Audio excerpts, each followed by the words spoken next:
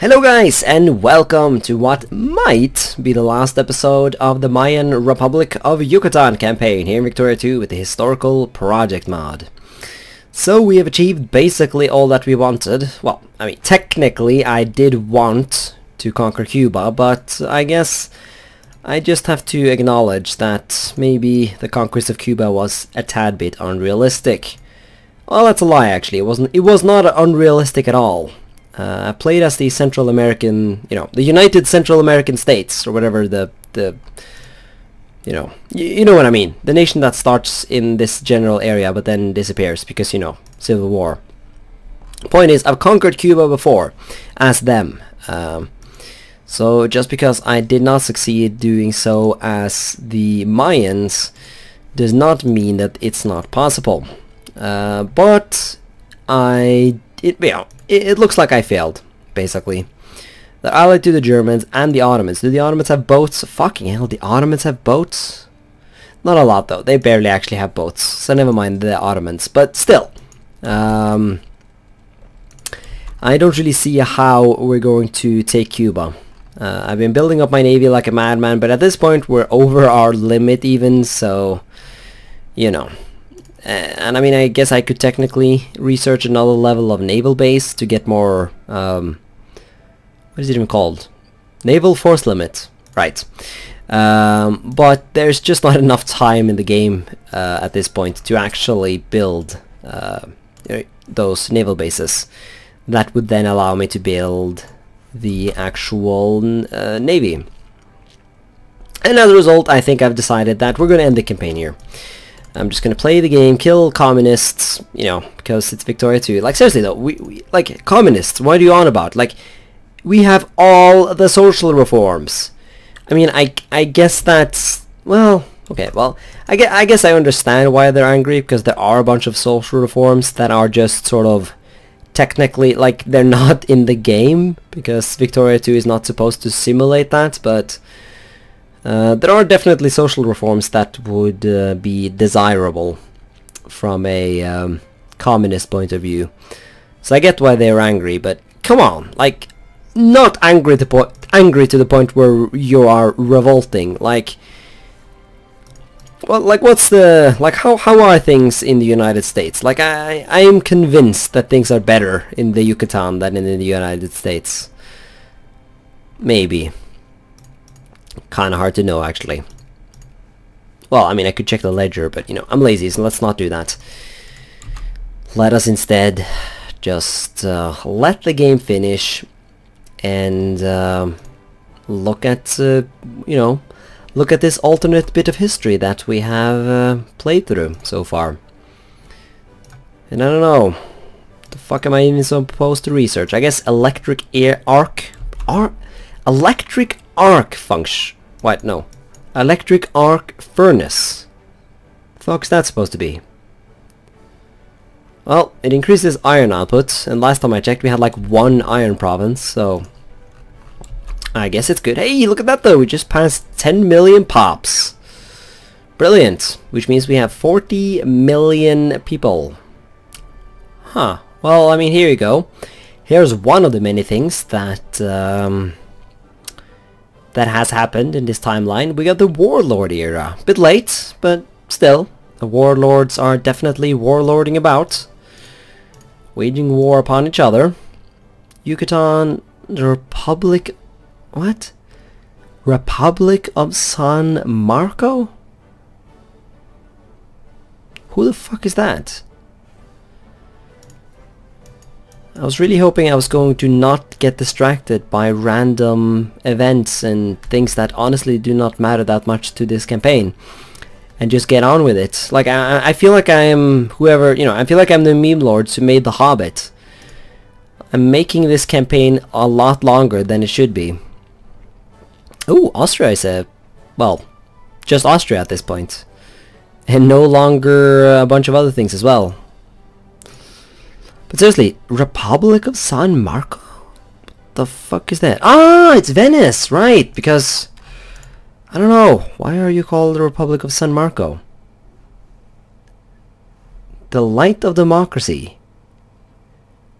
Right. Initiate fellow... Yeah, fuck yeah. Outrageous. Wait, why is it outrageous? We're literally trying to make friends with a fellow democratic nation. But why is that outrageous? That's wonderful. Look at that. We're allies with San Marco. Actually, that's a bad idea, because I bet the Italians are going to be like, hey, last time I checked, the Republic of San Marco is filled with Italians. So maybe we should annex the place. And that's why we're not going to be friends with, well, the Republic of San Marco. Haha! Nicaragua being integrated. Look at that. 2 out of 4 provinces. 50% of Nicaragua is now recognized by us and the world at large as proper Mayan territory. Alright, and here we are at the last date of the game. This is actually the second time I'm going to be recording this sort of holy shit, the game is over, let's have a look at what's been going on in the world type part of the video. Because the previous one did not successfully record. For some reason the audio part of the recording just does not exist, and so I have to do this all over again. And I am, as a result, going to be trying to do this rather quickly, because if I don't do it tonight, it's going to end up like the Belgium campaign, where I never actually end up recording the, you know, let's look at the world and see what's been going on type of part of the video. And so here we are. Well, I guess the good thing is that I have already done this part once, and so I know basically the stuff that's going on. So let's do this quickly. Right, let's start with North America. So we have already seen quite a lot of this. We have the Free States of America, the Confederacy, the actual United States of America, which is now a fascist dictatorship, and the California Republic. And of course Canada. Canada is still a puppet of the British, but you know, it's a grand and glorious Canada. We have Soviet Alaska and also Greater Mexico, which of course includes Texas, because they were able to reconquer it. I think, yeah, weren't I allied to the Confederacy, and then I just sort of didn't give a shit about them and let the Mexicans retake retake Texas? I forget exactly what was going on there, but regardless, it's a thing. So there you are. If we look on the ethnic map mode, though, it's rather interesting because you can see that there's been quite a lot of, you know, consequences as a result of all of this. You can see that the Dixie culture has survived and is currently thriving down in the south. Even in Tennessee, which was conquered by the Free States. So there you are. However, in Texas, the Dixie culture is currently declining. Same with the Texan culture, and the Mexicans are moving back in and re-establishing their dominance here in Texas. The Free States, California, and the United States are all normal. Although it's interesting to see how many Native Americans. Well, I guess not a lot of Native Americans, but still, like the fact that the United States are fascist and as a result don't really get any immigrants are sort of, or it is sort of resulting in the fact that the Native Americans have, you know, they're a very big part of the population, basically. Bigger than they normally are in Victoria to United States. So there you are. Canada has gained quite a lot from the destruction of the United States, and a fuck ton of provinces are Canadian. Like a lot of them, except for this place, which is French Canadian. Well, I guess that's still, you know, that's still Canadian, but why this province in Ontario became French Canadian while Montreal and a bunch of other provinces in Quebec ended up as Anglo Canadian, we will never know. It's just one of those weird things about Victoria too. Washington and Oregon and Idaho, although all became Canadian. So that's Canada for you. I'm not a fan of these borders. Like I wish sorry. I wish what remains of the United States could just be partitioned between Canada and the Free States, and I don't know, maybe we could give Nirvana to the California Republic. There's like no one living in the California Republic though, like 256,000 people. I mean, look at the actual United States. I mean, they have even less. There's more people in the Dominican Republic than there is in all of the United States and the California Republic. That's the world we live in this alternate universe. Soviet Alaska, though, as you could see, has turned entirely Russian.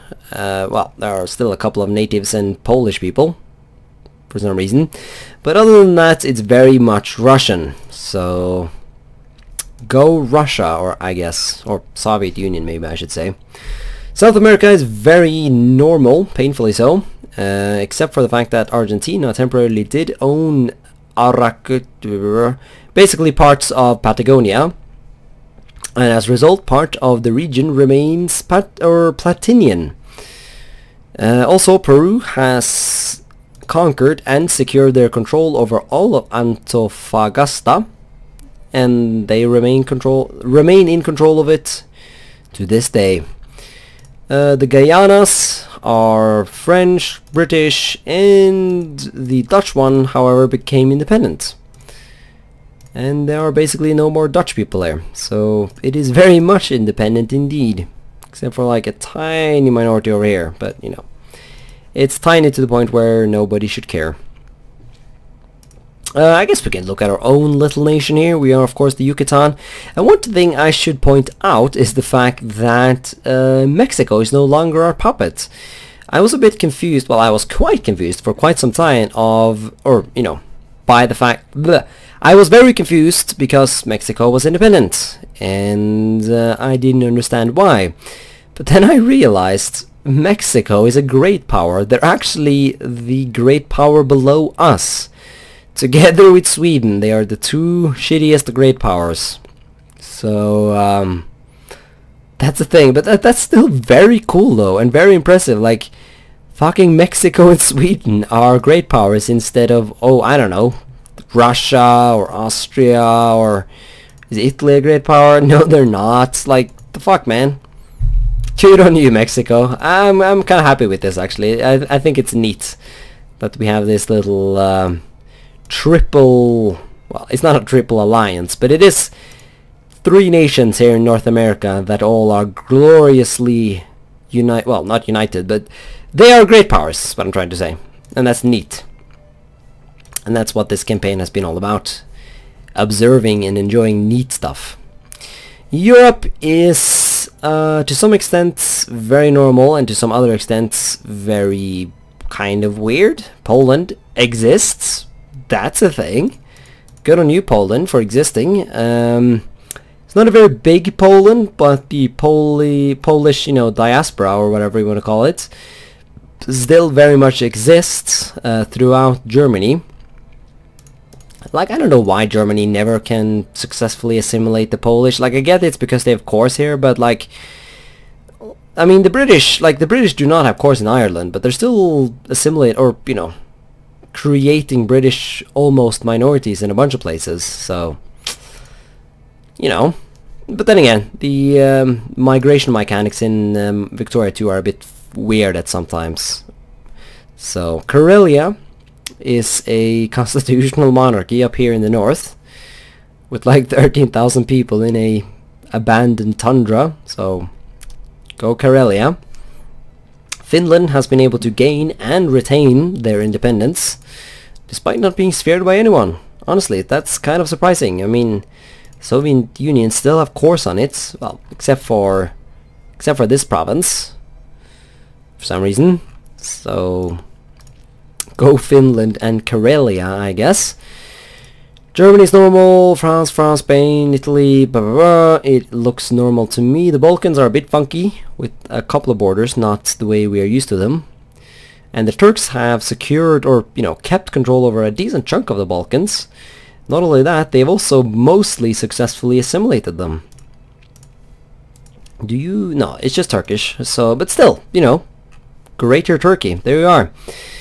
Interestingly, though, the Republic of San Marco exists, and their capital is not in Venice, but over here in Belluno. a majority German province. I've never seen the Germans do this well in assimilation in the Austrian Empire before. And that is because, of course, the Austrian Empire was the thing in this campaign. Austria-Hungary, well, I forget if it ever formed, but if it did form, it didn't stay around for long. And as a result, the Germans have just been spreading like madmen throughout this area. And so we have... yeah, we have German minorities in Trent, we have German minorities in Belluno, like this whole region is just German all over the place. Like, the fuck is going on? Like, it's like Croatia has been independent for quite some time here, yet the place is still like very German. So, man, Germans, I tell you, it's crazy. Hungarians have been able to connect their two primary regions of existence. What is it called? Selkiland? This general blob of Hungarianness in the middle of what is today Romania has, however, in this alternate universe been connected by majority Hungarian provinces. So that's a thing. I mean, it's still owned by Romania, so how long these provinces will stay majority Hungarian is unknown, and they're primarily majority Hungarian because of a bunch of German immigration, and not actually because they have become any more Hungarian, but there you are. Also, Temesvar is now majority Serbian, even if Vojvodina has become majority German. The Bulgarians have established their independence and successfully, you know, assimilated all the Turks in Bulgaria. However, Bulgaria is a lot smaller than it is today. The Turks have successfully assimilated and just fucked around. Like, look at that. Even the core provinces, like the very cores of the Bulgarian states are slowly being removed by the Turks, who have successfully cored all of these places. Although that's fucking, I mean, they start out with cores here, so I guess the real question is, how on earth did they lose their cores on these territories? Although, well, no, fuck, a lot of them are actually Turkish. I mean, and also this traditionally Greek province is now Albanian. So that is the state of affairs in the Balkans. Russia is Russia with a lot of Russians in it. Central Asia has been very, well, Russified. It's being currently core integrated into the Soviet Union. Ukraine and Belarus has been, well, for the most part, been able to maintain their cultural existence, even if Belarus is having a bit of a hard time over here. But, you know, that's Victoria to Russia for you, and I guess to some extent real life Russia. India is India, blah blah blah. This is interesting though. Over in China, we have the fact that the Manchus have mostly become a minority in their own nation. In basically all of Manchu, or Manchuria, the North Hans are now the majority culture, except for this place. And also a bunch of Manchus have decided to move south to this place, and this place is now majority Manchu. So there you are. That's China. Japan is Japan. This place is not very interesting in terms of cultures, but you know what I mean, in terms of cultures that are different and have changed and whatnot in the game. But holy shit, Indonesia is independent and they're a thing. Like they're strong. There's a fuck ton of people in Indonesia. Like there's more people. Well, yeah, there's more people here than there is in my nation, and it's crazy, man. Other than that, though, I should probably point out some of the political things going on in Asia. British India is very strong indeed. Afghanistan did not entirely get conquered, but you know, they weren't far away from becoming conquered. Although Bela over here, or old Macron, ended up becoming a part of Spain for some reason. China, of course, collapsed into the warlord era. Japan to Korea. The Philippines still retained their independence, even if they only managed to liberate 1/3 of their country. Australia is Australia. New Zealand is New Zealand. There's this. Oh, look at that! Ah, Timor got conquered by Indonesia. Ah.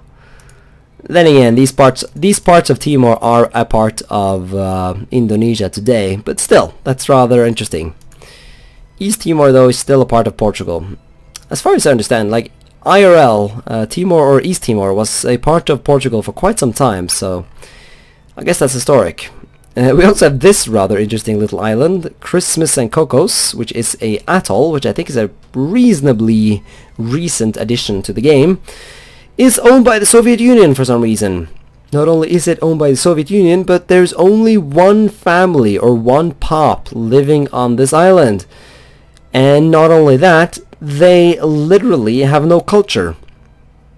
There's just one random family with no culture who lives on this island. And that is the Soviet Pacific Empire. Actually, never mind, there is another island here where the same is the case. What the fuck, Soviet Union? What are you up to? What is going on here? It looks like that's it, but still, that's kind of funny. Yeah, that's Japan, United Kingdom, France over here though, but look at that. They're even assimilating a bunch of the locals. Or presumably they're just colonizing the place, but still, you know, France is being France. And the last place to look at is Africa, and Africa is a mess, complete mess. Like, British Africa looks fine, I guess, except for this stuff. Like, what the fuck is going on here? Like, what is this? Like, couldn't you like negotiate a bit of a corridor here? Or also Portugal, why did you have to take like this? Also, I don't know. It's weird. It's very weird.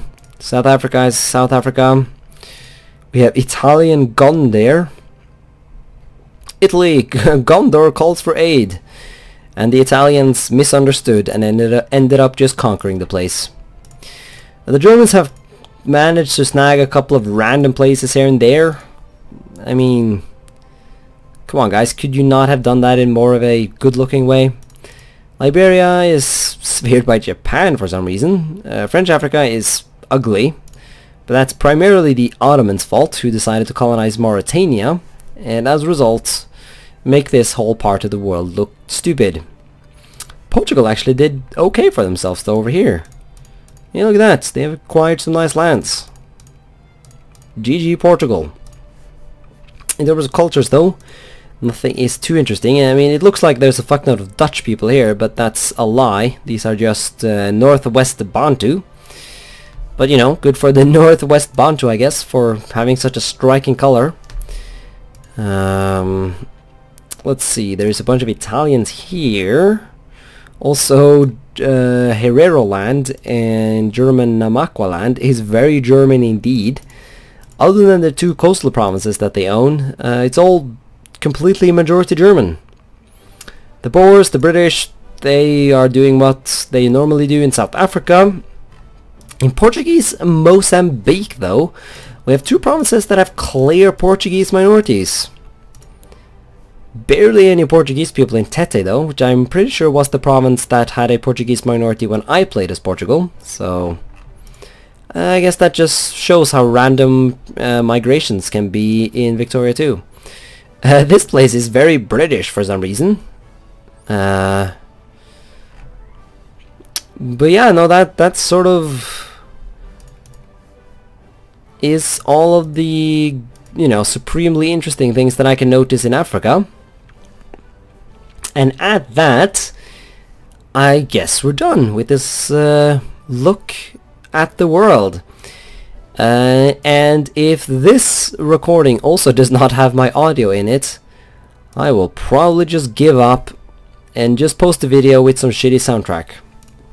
But hopefully that's not the case, and hopefully you watched this part of the video. You enjoyed the you know, look at what the meme has been going on in our world. I'm still very happy though with our own little nation here. Look at this shit. We conquered a fuck ton of shit here in the like, we started out with just the Yucatan. We conquered a buttload of territory. Not only that, we completely assimilated it into the Mayan culture. Look at that, majorities everywhere. Even in Haiti, there are significant Mayan minorities here, 11 and 12% respectively. And yeah, it's very neat indeed. Spheres of influence are also, you know, a thing. The Germans are doing fine. Actually, they're doing great. Sweden, no, Sweden spared Norway. That's not good. But hey, we did at least spare Spain, even if we were never able to conquer Cuba, which still saddens me, but it's one of those harsh truths of life, I guess. So yeah, thanks so much for watching this episode, and also thank you so much for watching this Let's Play in general. It's been, I don't know, it's been very chill, very calm, very nice, and you know, feel free to comment in the comment section what you want to see me play next. I will not necessarily promise that I will follow suggestions, but I always take suggestions into consideration when I choose new nations. Although sometimes I just need to play very calm and relaxing nations like the Yucatan to calm myself down after the monstrosity that was the previous French campaign. So, you know, that's just the things you gotta do in life, right? So yeah, once again, thanks more for watching, and until next time, bye.